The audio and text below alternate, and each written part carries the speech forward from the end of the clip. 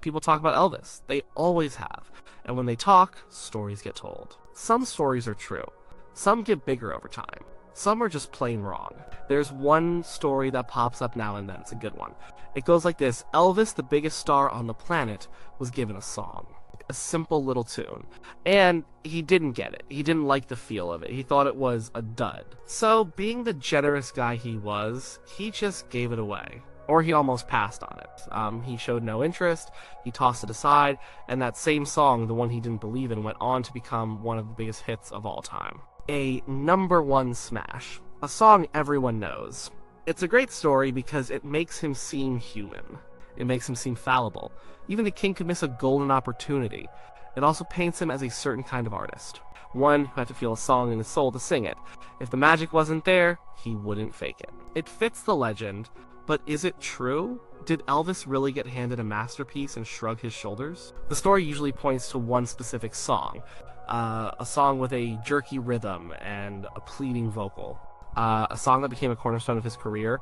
To figure out the truth, you have to go back. Back to the beginning. Back to the explosion. The year was 1956. There had never been a year like it. Not for music, not for culture, and certainly not for Elvis Presley. He wasn't just a singer anymore.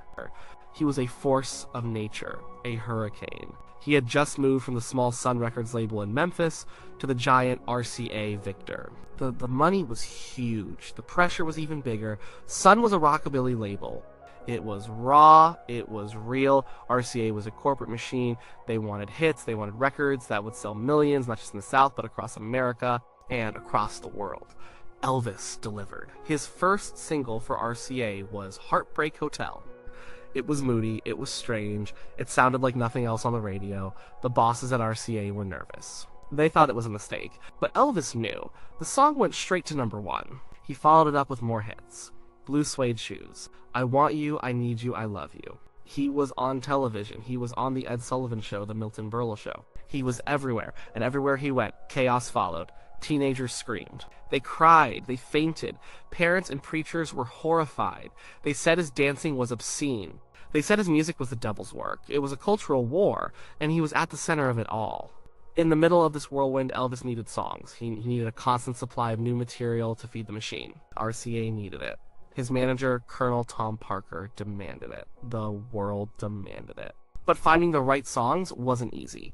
Elvis had a unique sound. It was a mix of country, blues, gospel, and pop. You couldn't just give him any old Tin Pan Alley tune. It had to have the right feel. It had to have a spark. So the Music Publishers of America went into overdrive. Every songwriter with a guitar or a piano was trying to write the next Elvis hit. The two most powerful publishers in his world were John and Julian Aberbach, two brothers who ran a company called Hill and Range. The Colonel had made a deal with them. They would have the right of first refusal on almost all the material Elvis recorded. They built a publishing empire on his back. And they had a very specific way of doing business. It was a practice that would become central to this story. Now let's leave Elvis for a moment, standing at the top of the world. Let's go to New York City, to a small, cramped apartment. Let's meet a man named Otis Blackwell. So Otis Blackwell was a genius. He wasn't famous like Elvis. He didn't have screaming fans. He didn't have the good looks or the stage presence. What he had was a gift. He could write songs, not just good songs. He wrote songs that felt like they had always existed. They were simple, but they were perfect. Blackwell grew up poor. He loved country music and blues. He learned to play the piano. He started writing songs in the early 1950s. He had a minor hit of his own called Daddy Rollin' Stone. But he was a better writer than he was a performer. He was shy. He didn't like the spotlight. He just liked the craft of putting words and melodies together. He would pace his room, snapping his fingers, creating rhythms. He'd hear a phrase on the street and turn it into a hook. He once saw a man yelling at a crying child, saying, "Great balls of fire," and he filed it away. He saw a pot of boiling water and thought about a fever. He was an observer. By 1956, Blackwell was making a living, but just barely. He was selling his songs for whatever he could get. Sometimes he'd sell a song outright for $25 or $50. He just needed the money to pay his rent and buy food. And he wrote quickly. He could write several songs in a day. He could make a simple recording of himself singing and playing the piano. These recordings were called demos. He would then take his demos to publishing companies, hoping someone would buy one. One day he was in the offices of Shalimar Music, which was connected to Hill and Range. He had a batch of new songs. One of the publishers, Al Stanton, listened to them. He liked what he heard. He saw potential. He knew that Elvis was looking for new material. And one song in particular stood out. It wasn't a complicated song, it was the opposite. It was direct, the lyrics were a simple plea. A guy talking to his girl, he's telling her that he loves her, and he doesn't understand why she's treating him so badly. Why is she making him feel like a fool when all he wants is her love? The hook was a simple command. It was something anyone who's ever been in a one-sided relationship has wanted to say. The melody was catchy. It had a little stop-start rhythm that made you want to move. And it had a vocal hiccup built right into it. A kind of stutter, it was playful and soulful at the same time. Blackwell's demo was rough. It was just his voice and a piano, but the magic was there. You could hear it. It was a hit waiting to happen. Al Stanton knew it. He took the demo. But then came the part of the story that gets twisted. The part that isn't about art, but about business. Stanton, working for Hill and Range, told Blackwell that they loved the song. They thought it was perfect for Elvis. This was the break Blackwell had been dreaming of. Having Elvis Presley record one of his songs would change his life forever. But there was a catch, a big one. The publisher explained the deal. If Elvis recorded the song, Elvis would have to get a co-writing credit. His name would go on the record right next to Otis Blackwell's. This meant Elvis would get 50% of the songwriting royalties. Forever. For a song he had never heard, for a song he didn't write a single word or a single note of. This was the Hill and Range system. It was the Colonel's rule. They called it a cut-in. It was their way of ensuring that Elvis made money from every possible angle. It wasn't just about record sales or movie deals, it was about owning the songs themselves. For a new songwriter, this was a tough pill to swallow. You create something from nothing. It's your baby. And now, you have to give half of it away to someone who had nothing to do with its creation. Blackwell was in a corner. He was a struggling black songwriter in an industry run by powerful white men. He knew if he said no, they would just move on. They would find another song from another writer who was willing to play the game. Elvis would never even hear his demo. The song would probably sit on a shelf and be forgotten. But if he said yes, he would have to share the credit and the money, but 50% of an Elvis hit was a fortune compared to 100% of nothing. So what did he do? He protested, he argued that it wasn't fair, but in the end he agreed. He had a family to feed, he signed the contract, his name would share the line with Elvis Presley. This wasn't a unique situation. It happened to many songwriters who wrote for Elvis. It was the price of admission, it was the Elvis tax. So the first part of the myth is already falling apart, because Elvis didn't give the song away. In a way, the song was given to him. Or at least half of it was. A business deal was struck before he even knew the song existed. The narrative wasn't about his artistic judgment. It was about his manager's financial strategy. Now, what about the second part of the myth? The idea that he didn't believe in the song, that he heard it and didn't like it. For that, we have to go to the recording studio. The date was July 2nd, 1956. Elvis was at RCA's Studio 1 in New York City. It was a hugely important session. He was there to record the song that would be the follow-up to his recent string of hits. The pressure was on. He had his band with him, the loyal guys from the Sundays. Scotty Moore on electric guitar, Bill Black on stand-up bass, DJ Fontana on drums. The vocal group, the Jordanaires, were also there to provide backup vocals. They were scheduled to record 2 songs that day. One was a powerhouse rhythm and blues number that had been a hit for a singer named Big Mama Thornton. It was a raw, aggressive song. The other was the simple, pleading tune from Otis Blackwell. The Blackwell demo was played for Elvis. And what was his reaction? Did he scoff? Did he shake his head? Did he say it wasn't for him? The accounts from everyone in that room say the exact opposite. He loved it. He instantly heard its potential. He saw it not as a throwaway track, but as a major hit. He was so enthusiastic that he took control of the arrangement right there on the studio floor. He knew it needed a special kind of percussion, something simple and direct. The song's rhythm was its heart. DJ Fontana was on his drum kit, but Elvis wanted something different. He wanted a sound that was more like a slap. Someone suggested taping a pillow to the wall and having DJ hit that. They tried it. It wasn't quite right. Then Elvis had an idea. He turned his own guitar over and started slapping the back of it to create a percussive beat. It was close, but still not perfect. Finally, he started banging on a guitar case with a mallet. That was the sound. A tight, resonant thud. He worked with the band on the arrangement. He showed them the stop-start rhythm he wanted. He worked with the Jordanaires on their harmonies. He didn't just sing the song. He produced it. He shaped it. He took Blackwell's brilliant blueprint and built the final house. They ran through it again and again, take after take. Not because they couldn't get it right, but because Elvis was a perfectionist. He was trying different things with his vocal. He was refining every little detail. The session reports show they did 28 takes of the song. You don't do 28 takes of a song you don't believe in. You do that for a song you know is a winner, and you want to make it absolutely perfect. The story of that day is a story of intense creativity. It's the story of an artist completely invested in his work. He was so focused on this song, he spent most of the session on it. The other, more famous blues song they recorded that day, so it was almost an afterthought, they knocked that one out in just a few takes at the end of the day. But the Blackwell song was the one he labored over. It was the one he obsessed about.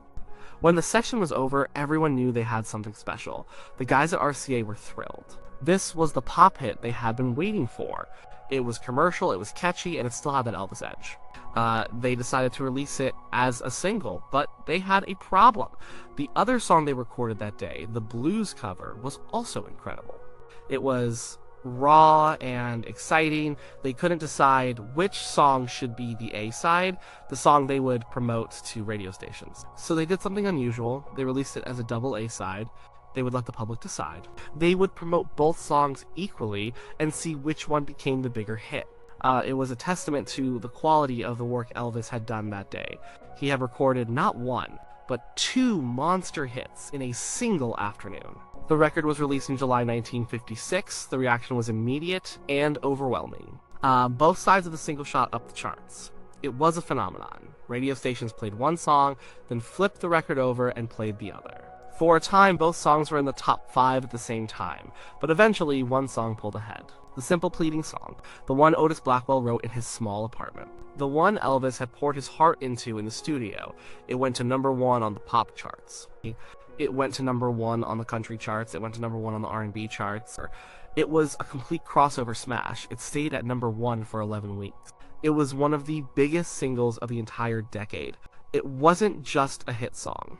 It became an anthem. It defined the sound of 1956. It cemented Elvis's status not just as a rock and roll singer, but as the single most dominant force in popular music. The song's influence was immense. The Beatles were listening in Liverpool. They loved it. They would later record their own version. Countless other artists would be inspired by its directness and its unique rhythm. So, where does that leave our story? The myth of the song Elvis didn't believe in. The facts seem to tell a completely different tale. The business deal was real. Otis Blackwell did have to give up half his song. That part is a sad but true reflection of the music industry at the time. It was a story of exploitation, but the artistic part of the story, the idea of Elvis's indifference, seems to be completely false. He didn't reject it, he embraced it, he didn't dismiss it, he crafted it, he didn't give it away. He made it his own. The recording session is the proof. The 28 takes, the banging on the guitar case, his active role as the producer. These are not the actions of a man who is lukewarm about a song. These are the actions of a man who recognizes genius and is determined to do it justice. So why did the myth start? Where do these stories come from? Sometimes it's just a misunderstanding. People hear that Elvis got a co-writing credit for a song he didn't write. They might assume that he must have changed it so much that he deserved the credit. Or they might go the other way. They might think that because he didn't write it, he couldn't have had a real connection to it. That it was just another product for the hit machine. Sometimes stories are created to make the star seem more relatable. The idea that even Elvis could make a mistake, that he could fail to spot a hit, is an appealing one. It brings the god down from Mount Olympus, and sometimes stories just grow over time. A small detail gets exaggerated, a misunderstanding gets passed from one person to another until it becomes accepted as fact. Rock and roll history is filled with these kinds of legends. But the real story is often more interesting than the myth. It's more complex. The real story isn't about Elvis's failure of judgment. It's a story about a collision of different worlds. You have the raw talent of Otis Blackwell, a true original working in obscurity. You have the explosive, interpretive genius of Elvis Presley, an artist who could take a song and inhabit it, make it sound like he was the only person who could ever sing it. And you have the cold, hard reality of the music business, personified by Colonel Tom Parker and Hill and Range, a system designed to maximize profit above all else. The song is the point where these three forces meet. It represents the best of popular music. A perfect song, perfectly performed. It also represents some of the worst of the business. An unfair deal that took credit and money away from the song's true creator. And Otis Blackwell went on to have a great career. He wrote more huge hits like All Shook Up for Elvis and Greek Balls of Fire for Jerry Lee Lewis and Fever for Peggy Lee. He was eventually recognized as one of the great songwriters of his era, but he always had to share the credit on his biggest hits with the stars who performed them. It was a compromise he made to get his music heard. So, no. Elvis did not give away a #1 hit because he didn't believe in it. He took a brilliant song and, with his own artistic vision, made it immortal. He recognized its power from the moment he heard it. The story of his indifference is just that, a story. A piece of rock and roll folklore that doesn't hold up to the facts. The truth is about a great songwriter, a great singer, and a tough business. In the song, the one at the center of it all, the one that spent 11 weeks at #1, the one that the Beatles loved, the one Elvis spent hours perfecting in a New York studio. That song was Don't Be Cruel.